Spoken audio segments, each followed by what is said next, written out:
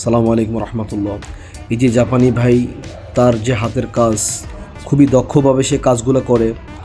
সে একজন টেকনিশিয়ান এবং সে একজন ইঞ্জিনিয়ার। সে যখন কাজ করে, প্রত্যেকটা কাজ সে ভেবেচিন্তে কাজগুলো করে এবং জাপানের ভিতরে সে একজন ফেমাস।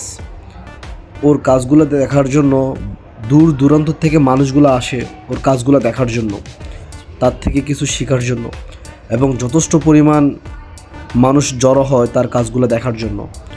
বলেছে অনেক দূর থেকে আসে মানুষগুলো তার তার থেকে একটি অটোগ্রাফ নেওয়ার জন্য, একটি সাইন নেওয়ার জন্য।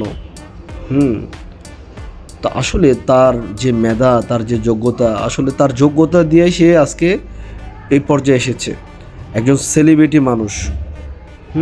প্রত্যেকটা কাজ কত সুন্দরভাবে সে কাজগুলো করতেছে, দেখতেছেন আপনারা কাজগুলো।